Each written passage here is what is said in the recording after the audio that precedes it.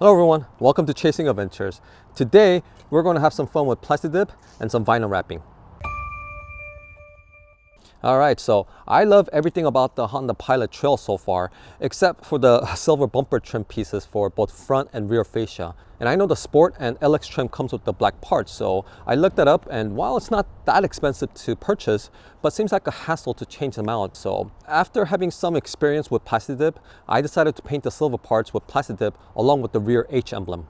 And I also got this dry carbon fiber look vinyl film to wrap the piano black trim around the gear selector and on the door trims, because while the piano black finish looks good when it's new, but it scratches up too easily, so I already have fine scratches and I know it's gonna get worse, and that's gonna drive me nuts. Plus, it was the first thing I did to my previous car and it held up great for the last 2 years I had it, and it really changed the look of the interior. And I also got this medium tint film to tint the turn signals to give some uniformity and a few other places. So let me walk you guys through it if this is something you want to attempt to do it on your vehicle. And these methods will work on any vehicle, so let's get to it. So first, a few things you're going to need for this project are 2 cans of Plasti dip, carbon fiber vinyl, but you could use any color you like, a masking tape, roll of masking paper, or you could use newspaper, and you could use hair dryer, but heat gun will work the best, screwdriver, trim removal tool, X-Acto knife, and toothpick or dental floss stick. And I'll have links to all the items used in today's video in the description for your convenience. Now for any painting project, it's all about prepping, so let's prep the area first. So to prep the area, wipe clean the area you want to paint and make sure there's no oil residue. Next, mask around the area you want to paint and leave about 1-inch gap in between. And I'll show you later why. And unlike traditional spray paint, Plasti dip will peel off, so if you mess up or if you don't like the way it looks, you could just peel it off. So that's a major benefit. And from my experience, and depending on how many coats you apply, Plasti dip will usually last around 4 years. And after that, the color starts to fade a little. But if you want to keep it looking new, just repaint the surface with few coats as long as it's not peeling off. And you could actually apply wax on top of the Plasti dip to make it last even longer. So for the first coat, you want to spray lightly, covering about 50% of the area, and let it dry completely, which takes about 5 to 10 minutes depending on the ambient temperature. And do the same for the rear bumper and the front bumper. Now the second coat will be covering 100% of the area, and make sure to spray in every angle, but you don't want to overspray it either.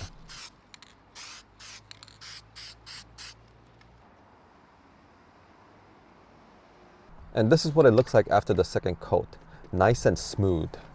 And repeat the second step, covering 100% of the area each time, and I usually do about 5 to 6 coats.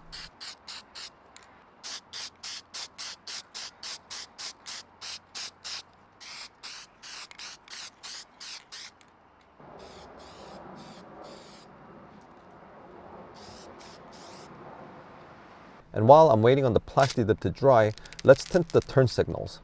I'm using a medium dark tint because I tried blackout tint before and I didn't quite like it. So first, tack the film and start applying the film with included squeegee while pulling and stretching the film. And make sure there are no air bubbles.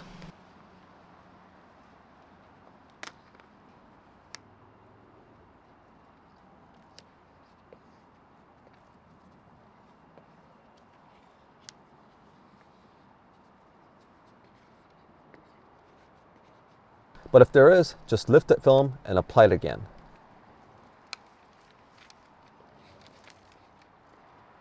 After attaching the film, cut the edge first. And there's a very small groove for the turn signal, so carefully follow along the groove and cut the film. Now, you don't need to forcefully cut it. Think of it as you're just scorching the film.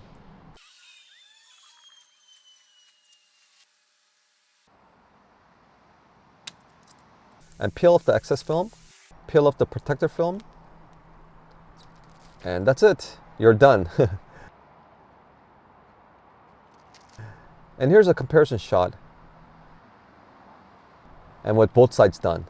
It's a subtle change, but see how it flows naturally with the reverse light side? I like this look much better than completely blacking out the turn signals. Now, you don't need to do this, but why not, right? Plus, it's really easy to do. Just lay the film and cut around the edges. And I think little details like this makes a big difference. All right, so I got 6 coat of Plasti dip and it's completely dry now. And now for the satisfying part. Remove the masking paper, and the portion of the paint that we overpainted will peel off to the edges of the actual area that we wanted to Plasti dip. Now, isn't that just satisfying?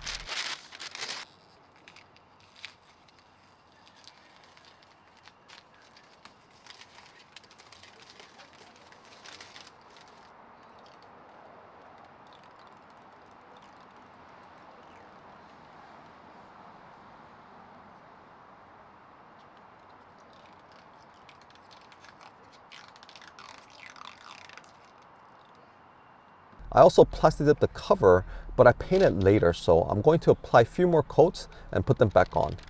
And here is the emblem.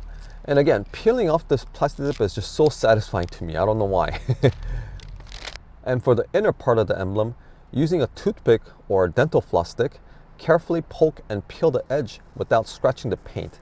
And once you have enough, grab it and slowly start peeling it off. That's pretty neat, right?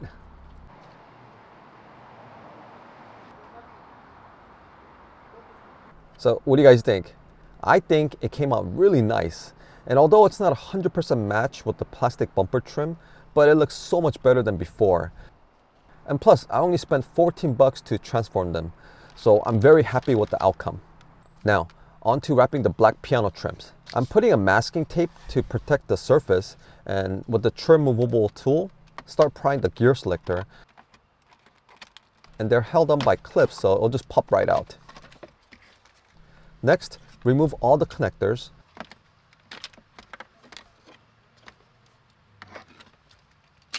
And unscrew everything on the back to remove the gear selector and the drive mode selector.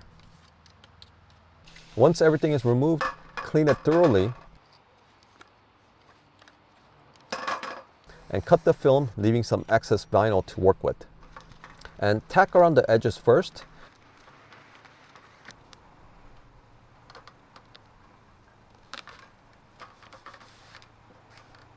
And apply heat to the film and lay it down while stretching the film and tacking it to the contours of the bezel. Now, this can be a little tricky if this is your first time, but you want to lay it down as flat as you can and work the contours by heating up the vinyl. But if you mess up, just lift the film and do it all over again.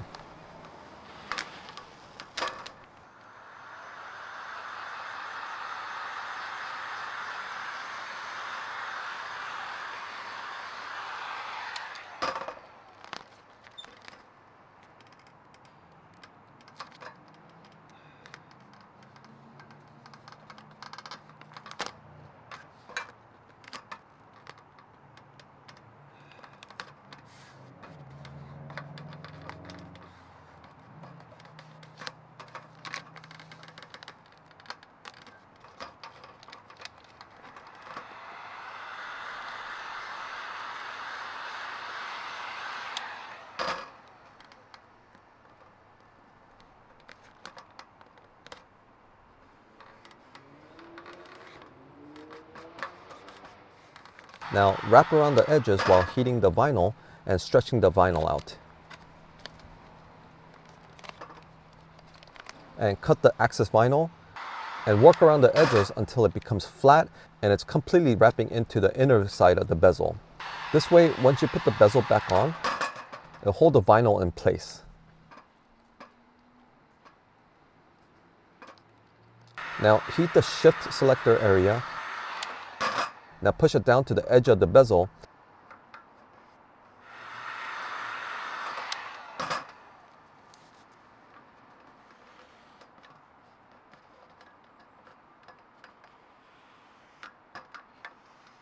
And cut the vinyl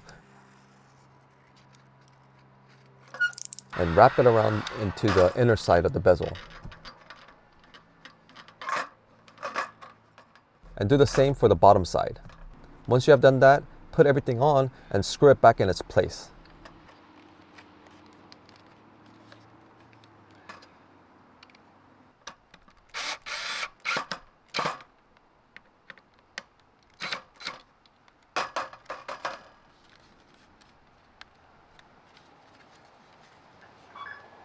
And this is crucial.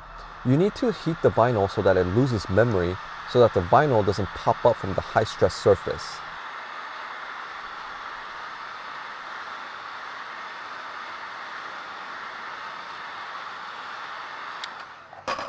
like the contour of the bezel. And plug everything back and snap the bezel back in place. And we're all done. And just look at how beautiful this looks. It looks so good. Now, if you don't like dry carbon fiber look, you could get any type of vinyl to do this. And I also looked at hours of CK wrap tutorials, so I would highly recommend watching his methods before attempting this project. I also did the door trim piece, and I didn't have to use a heat gun. Just attach the vinyl to the surface and cut around the edges. It looks so much better. Now I just need to do the rest of the doors, and to completely match the interior, I need to do the steering wheel and the air vent, which it should pop right out, so it wouldn't be too hard to do. But the steering wheel, I might have to make a separate video for this when I do it, because you have to take off the airbag in order to remove the black trim piece. So I'll do it at a later time, but here's another shot. And this really changed the look of the interior, and I'm super happy with it. I also put vinyl on top of the humongous H emblem, and it does not affect the radar sensor behind it. Well, on second thought, I came home and did a few more parts. I tinted the rear reflector, and they're held on by these push tab clips, so it was super easy to pop them out from underneath the vehicle. And I use the same tint that we used to tint the turn signals. No heat gun, just apply the tint and cut around the edge. And they still reflect the light, so it doesn't affect its functionality too much. I also wrapped the air vent trim piece, and they also popped right out using the trim removable tool. And the process is the same as the gear selector bezel. I also had yellow tint film, so I tinted the fog lights yellow. And they're held with 3 screws, so it was pretty simple to pull them out. And I already have yellow LED lights in here, so it wasn't necessary, but I wanted to see yellow tint when the fog light is turned off. And to remove the front fog lights, remove 2 screws and these 3 push tab pins. And you have enough space to reach your hand in there to unscrew them and to take the fog lights out. So clean the area and apply the tint. Now, it wasn't easy to tint the whole thing since it's curved, but the cutout on the bumper isn't a full circle. So you could cut the film into a strip like this and apply the tint, which is way more easier than tinting the whole thing. And put the fog lights back. And now I have yellow fog light covers. And it's kind of hard to see it in the dark, so I'll have some daytime footage later. But here's before the tint and after. For the rear reflectors, put the reflectors back in its place.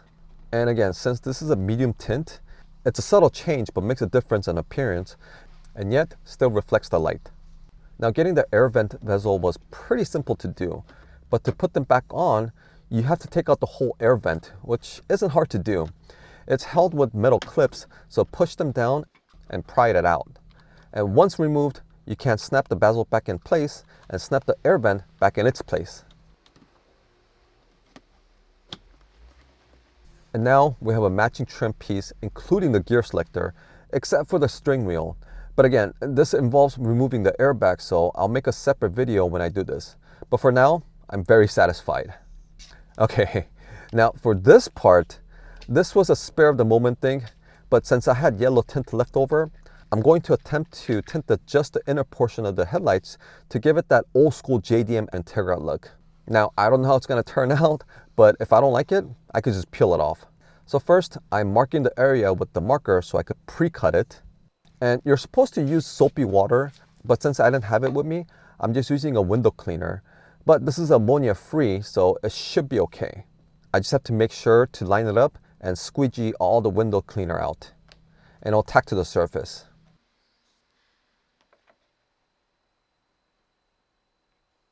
And remove the film protector, and I'm done. And here it is with the lights on, and it's not as yellow as I would have liked since the headlights are super bright to begin with, but you could kind of tell it's on there. And this is what it looks like on the surface. And it's interesting to see that the inner headlight is lighting up the side of the vehicle and not directly in front, because I assumed that it would be the opposite, but I guess not. And as promised, here are a few shots during the day.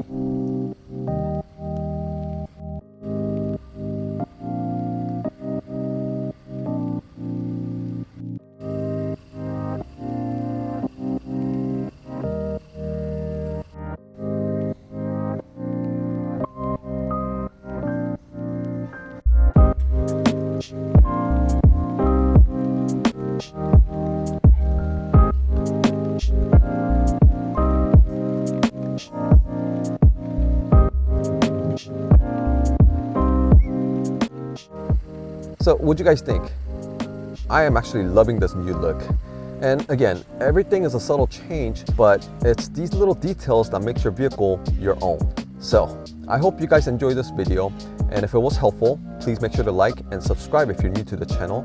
And thank you all for tuning in today, and until next time, keep chasing adventures, and I'll see you all on my next video.